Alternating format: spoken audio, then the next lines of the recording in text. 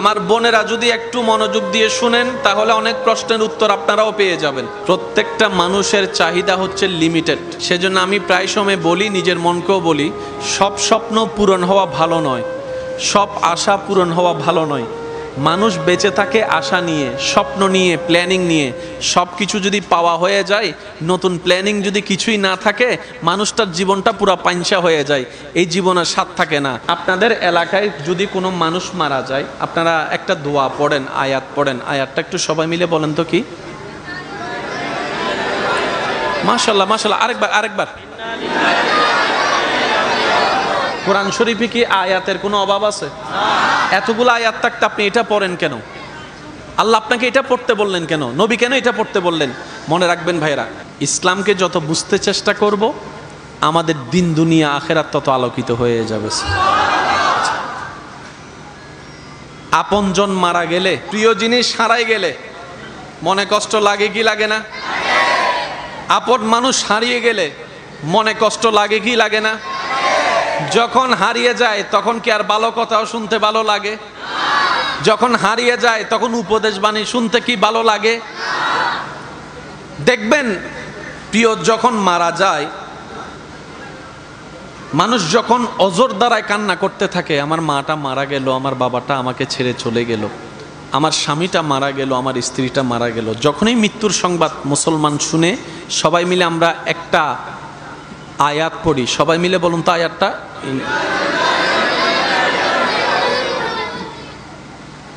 এতগুলো আয়াত থাকতে আল্লাহ আমাদেরকে এটা কেন পড়তে দিলেন? এই একটা আয়াতের ভিতরে সমস্ত প্রশ্নের উত্তর এক জায়গায় আল্লাহ রেখে দিয়েছেন। একটু মনোযোগ চাচ্ছি। স্বামীর মৃত্যুতে স্ত্রী পড়ে ইন্না লিল্লাহি ওয়া ইন্না ইলাইহি রাজিউন।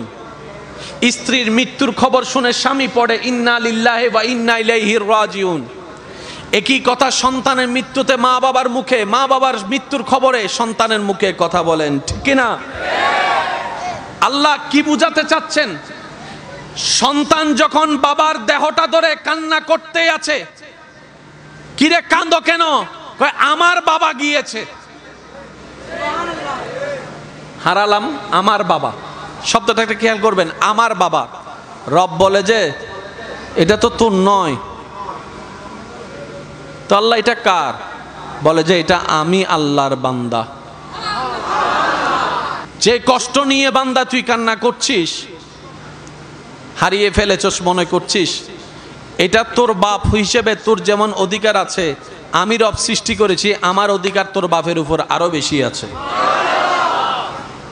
তুই তোর বাপকে জন্মের পরে, বুঝার পরে বাপ হিসেবে চিনে ডেকেছিস। তোর বাপ যখন দুনিয়াতে আসে নাই, মায়ের পেটে থাকা অবস্থায় তোর বাপকে আমি আল্লাহ যত্ন নিয়েছি, রু জগতে আমি বানিয়েছি। সুতরাং তোর উপরের, তোর চাইতে বড় হকদার আমি আল্লাহ। সুতরাং আমি আল্লাহর বান্দাকে যা মন চাই তা করব, তুই নাক গলানোর কোনো অধিকার। আল্লাহ বান্দাকে দিয়ে কি বলাচ্ছেন দেখেন, কত চমৎকার। ইন্না লিল্লাহি, নিশ্চয় আমার বাবা আমার আল্লাহর জন্য।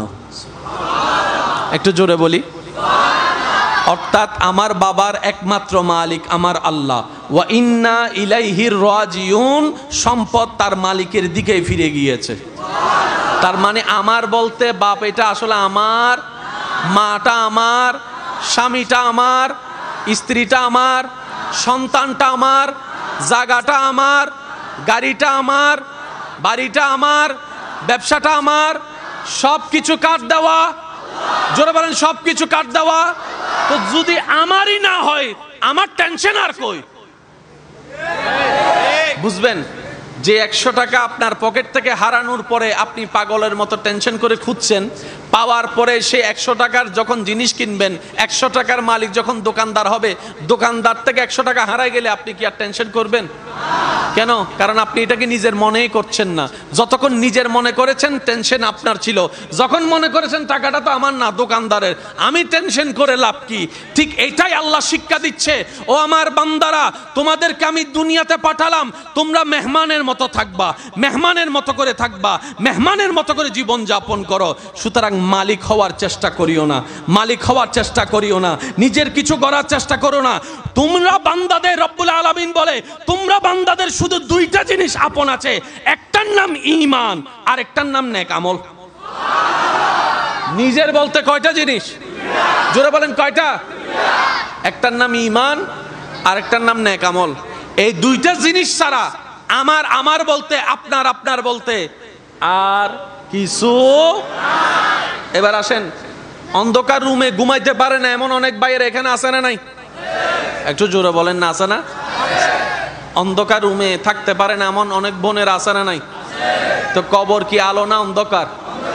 কবর কি ঘরের ভিতরে না বাইরে? তো এই কবরে মারা যাওয়ার পরে যারা নিয়ে যায় লাশটা বের করে, যারা রাখতে যায়, তারা কি দুশমন না আপনজন? আপনজনেরাই যেহেতু কবরে রাখতে যাচ্ছে, তা আপন আর কই? বলেন বলেন বলেন বলেন বলেন।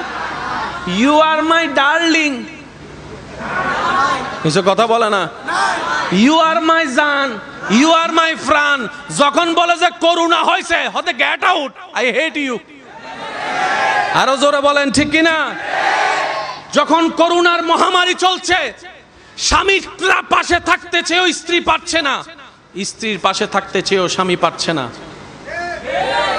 কিন্তু তখনও সে বান্দার সাথে আল্লাহর রহমত ছিল। একটু জোরে বলি না সুবহানাল্লাহ। আল্লাহর রহমত ছিল কি ছিল না? জোরে বলেন, ছিল কি ছিল না? এবার বলেন, আমাদের শুধু সম্পদ কয়টা? একদম সবাই বলেন কয়টা? আসল সম্পদ কয়টা? একটার নাম ঈমান, একটার নাম, আরেকটার নাম নেক আমল, আরেকটার নাম। এবার আপনারা বলেন, একটার নাম, একটার নাম, আরেকটার নাম। আসল সম্পদ যে দুইটা আছে, সেই দুইটার প্রতি আমরা কখনো মনোযোগই দিই নাই। এবার বাকফল আইকা হইতাম, অনার একখানা হন না। বাকফল, বাকফল তো বুদ্ধিমান আর হইলাম কই? আমরা তো চালাকের বেশে গাদা। এই চামড়াটা খুললে আমি প্রায় সময় নিজেকে নিজে বলি, আল্লাহর রহমতের চশমা দিয়ে যদি তাকানো হতো, একটা মানুষের চেহারা দেখা যাইতো না, সব গরু গাদা দেখা যাইতো। কথা বলেন ঠিক কিনা?